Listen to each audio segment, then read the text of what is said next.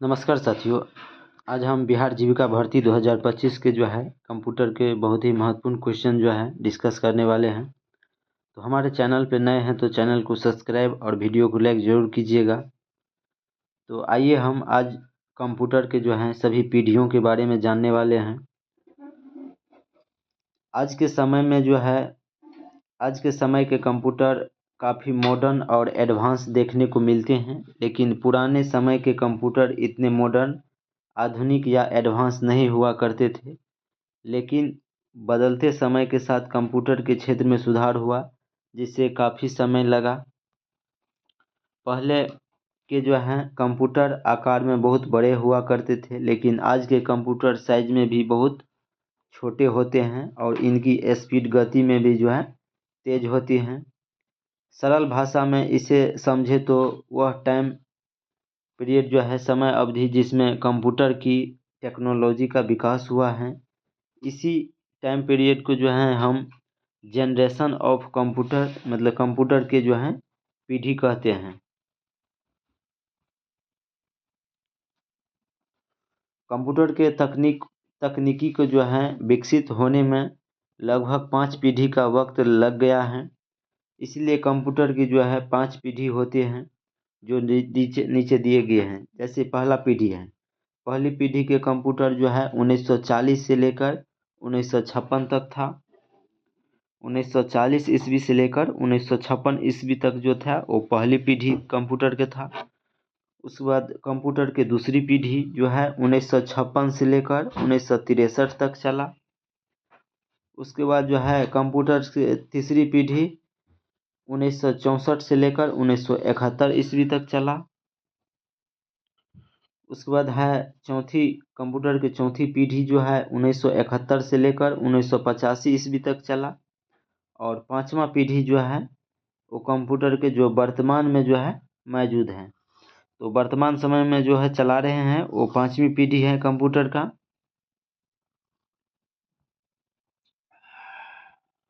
तो first generation computer के देखेंगे हम। पहली पीढ़ी के कंप्यूटर, जैसे कि पहली पीढ़ी के कंप्यूटर साइज में काफ़ी बड़े हुआ करते थे। आप इनके साइज आकार का अंदाज़ा इस बात से लगा सकते हैं कि इस कंप्यूटर को रखने के लिए एक कमरे की ज़रूरत पड़ती थी। पहली पीढ़ी की शुरुआत 1940 ईस्वी में हुई और इसका अंत 1956 ईस्वी में हुआ। इस पीढ़ी के कंप्यूटर में कांच के बने वैक्यूम ट्यूब का प्रयोग किया जाता था और इसमें हजारों की संख्या में वैक्यूम ट्यूब का इस्तेमाल किया जाता था और इसीलिए इन कंप्यूटर का आकार बहुत बड़ा होता था और ये बिजली भी बहुत खर्च करते थे। उसके बाद पहली पीढ़ी के कंप्यूटर इतने एडवांस और मॉडर्न नहीं हुआ करते थे। इसमें काफ़ी कमियां थी। ये कंप्यूटर काम करते वक्त जल्दी गर्म हो जाते थे और विश्वसनीय नहीं हुआ करते थे।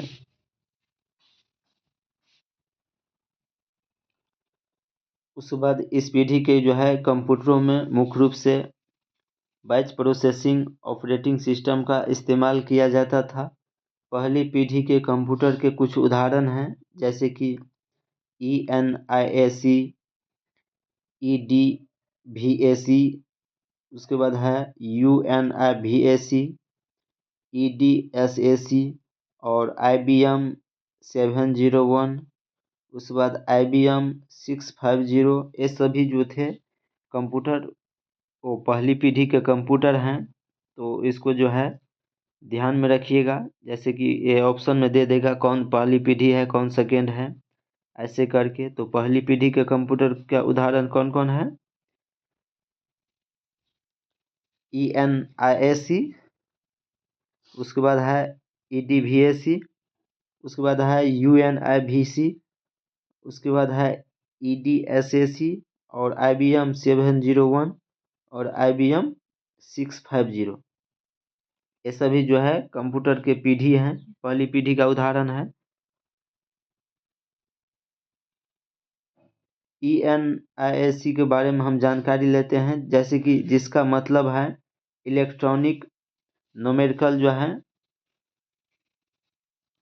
Integrator and computer. ये दुनिया का पहला सामान्य प्रयोजन वाला जो है इलेक्ट्रॉनिक डिजिटल कंप्यूटर था, और इसे जो है द्वितीय विश्व युद्ध के दौरान अमेरिका सेना के लिए जो है बैलिस्टिक गणना करने के लिए बनाया गया था।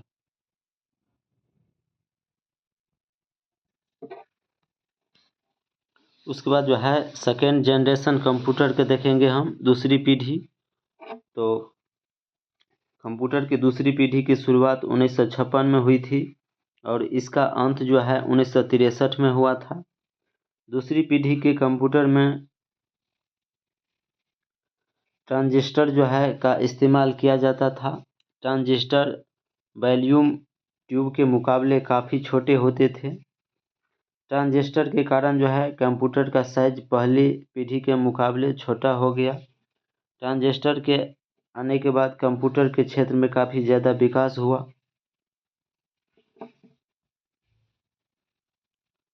उसके बाद जो है ट्रांजिस्टर वैक्यूम ट्यूब की तुलना में काफ़ी सस्ते थे, साइज में छोटे थे, ज़्यादा जो हैं रिलेबल थे और काफ़ी तेज़ काम करते थे। उसके बाद इस पीढ़ी में असेंबली लैंग्वेज और हाई लेवल जो है लैंग्वेज का जो है इस्तेमाल किया जाता था। उसके बाद असेंबली और उच्च स्तरीय भाषाएं, मशीन भाषा के अलावा जो है असेंबली भाषा और कुछ उच्च स्तरीय भाषा जैसे COBOL और FORTRAN का जो है फ्रंट का उपयोग शुरू हुआ, जिससे जो है प्रोग्रामिंग थोड़ी जो है आसान हो गई। उसके बाद जो है magnetic core memory data storage के लिए जो है मैग्नेटिक ड्रम के बजाय जो है मैग्नेटिक कोर मेमोरी का जो है उपयोग किया गया, जो तेज़ और अधिक विश्वसनीय थी। उसके बाद इस पीढ़ी के कंप्यूटर में बैच प्रोसेसिंग और मल्टी प्रोग्रामिंग जो है ऑपरेटिंग सिस्टम का उपयोग किया जाता था।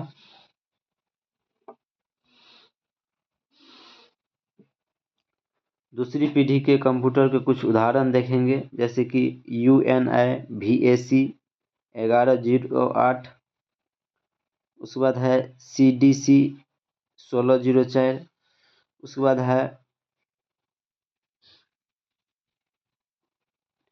बाद है होनवेल 400 CD 3600। उसके बाद है IBM 7094। ये सभी जो हैं दूसरी पीढ़ी हैं कंप्यूटर के।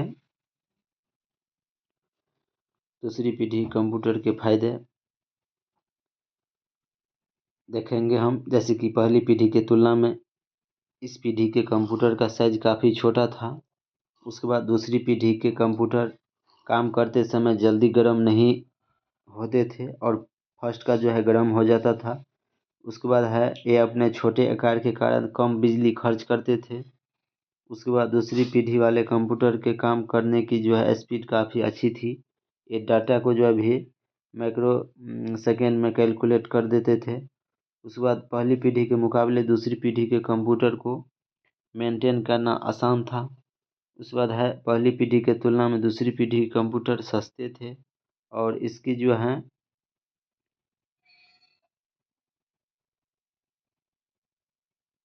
एक्यूरेंसी जो है अधिक थी और ये रिलेबल जो है विश्वसनीय भी होते थे।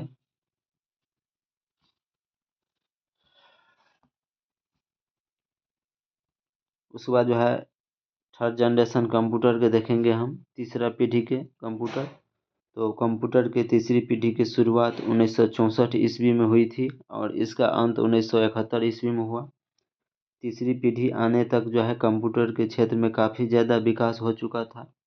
इस पीढ़ी में कंप्यूटर और भी ज़्यादा एडवांस और मॉडर्न हो गए।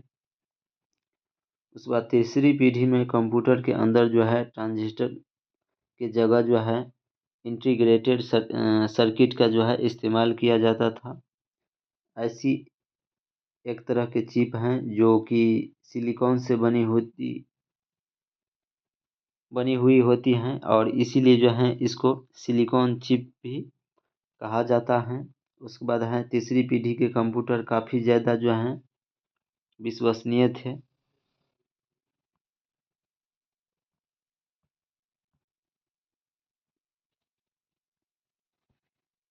उसके बाद है इंटीग्रेटेड चिप जो है आने के कारण कंप्यूटर का साइज जो है काफ़ी छोटा हो गया था। इसके साथ साथ मेमोरी की क्षमता भी काफ़ी ज़्यादा बढ़ गया था। उसके बाद है इस पीढ़ी में हाई लेवल लैंग्वेज जैसे कि कोबल पास्कल आदि का यूज किया जाता था। उसके बाद उच्च स्तरीय भाषा जो हैं इस पीढ़ी में कोबल और फ्रंट रैन के जो है अलावा नई उच्च स्तरीय भाषा जैसे कि बेसिक और पास्कल विकसित हुए, जिससे प्रोग्रामिंग और भी आसान हो गया। उसके बाद ऑपरेटिंग सिस्टम जो हैं टाइम शेयरिंग, रिमोट प्रोसेसिंग और मल्टी प्रोग्रामिंग जैसे कि जो हैं ऑपरेटिंग सिस्टम का उपयोग शुरू हुआ, जिससे एक ही समय में जो हैं कई उपभोक्ताओं एक ही कंप्यूटर का उपयोग कर सकते थे। उसके बाद कीबोर्ड और मॉनिटर डेटा इनपुट के लिए पंच कार्ड की जगह जो है कीबोर्ड और आउटपुट के लिए जो है मॉनिटर का इस्तेमाल शुरू हुआ, जो आज के कंप्यूटर के आधार बना रहा। तो आज हम थर्ड पीढ़ी के कंप्यूटर के कुछ एग्जाम्पल देखेंगे, जैसे कि IBM 370, उसके बाद PDP 11, उसके बाद है UNI VAC 1108, उसके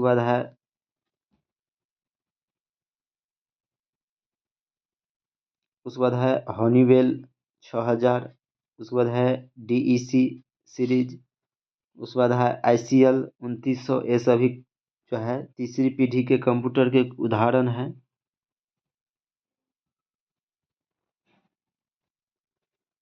उसके बाद है कंप्यूटर के चौथी जो है पीढ़ी के कंप्यूटर। तो कंप्यूटर के चौथी पीढ़ी की शुरुआत 1970 में हुई थी और इसका अंत 1985 ईस्वी में हुआ। कंप्यूटर के चौथी पीढ़ी में IC की जगह जो है माइक्रो प्रोसेसर का इस्तेमाल किया जाता था। माइक्रो प्रोसेसर में बहुत सारे LSI जो हैं सर्किट होते थे। उसके बाद यह एक सिंगल चिप पर जो है लाखों ट्रांजिस्टर जो हैं कैपेसिटर और अन्य जो हैं इलेक्ट्रॉनिक घटकों को एक एकीकृत जो है करते थे, और इस तकनीकी का जो है वेरी लार्ज स्केल इंटीग्रेशन कहा जाता था। उसके बाद चौथी पीढ़ी आने के बाद कंप्यूटर और भी ज़्यादा आधुनिक हो गए। इस पीढ़ी के आते ही कंप्यूटर के काम करने की क्षमता स्पीड दो, दोनों ही जो है बढ़ गया, और इस जनरेशन ने कंप्यूटर के छोटे साइज में ही जो है काफ़ी ज़्यादा फीचर उपलब्ध करा दिए। यानी कह सकते हैं कि इसका जो है साइज काफ़ी छोटा हो गया और इसके साथ साथ कंप्यूटर के सारे फीचर भी इंस्टॉल जो है हो गए। चौथी पीढ़ी के कंप्यूटर के कुछ एग्जाम्पल देखेंगे हम, जैसे कि MICRA, उसके बाद है IBM 5100, उसके बाद है ALTAIR 880, उसके बाद है IBM PC। ये सभी कंप्यूटर जो हैं चौथी पीढ़ी के कंप्यूटर के एग्जाम्पल हैं।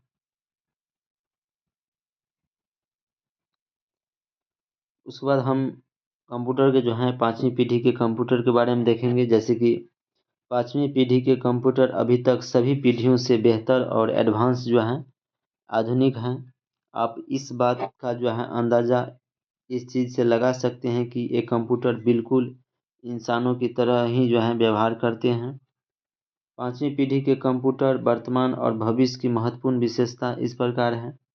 इस पीढ़ी में आर्टिफिशियल इंटेलिजेंस AI और अल्ट्रा जो हैं लार्ज स्केल इंटीग्रेशन के जो है तकनीक का उपयोग किया जाता है। ULSI एक माइक्रो प्रोसेसर जो है चिप पर 10 मिलियन से अधिक इलेक्ट्रॉनिक घटकों को जो है एकीकृत करने में जो है सक्षम होते हैं। तो अभी जो वर्तमान में चल रहे हैं ये सभी जो है 5वीं पीढ़ी के कंप्यूटर हैं। 5वीं पीढ़ी के हम कंप्यूटर के कुछ एग्जाम्पल देखेंगे, जैसे कि एआई आधारित सिस्टम, जैसे कि सीरी, एलेक्सा और गूगल असिस्टेंस। उसके बाद है परम सुपर कंप्यूटर। उसके बाद है लैपटॉप। उसके बाद है डेस्कटॉप। उसके बाद है वर्क स्टेशन। उसके बाद है नोटबुक। ये सभी जो है कंप्यूटर के 5वीं पीढ़ी के जो है एग्जाम्पल हैं।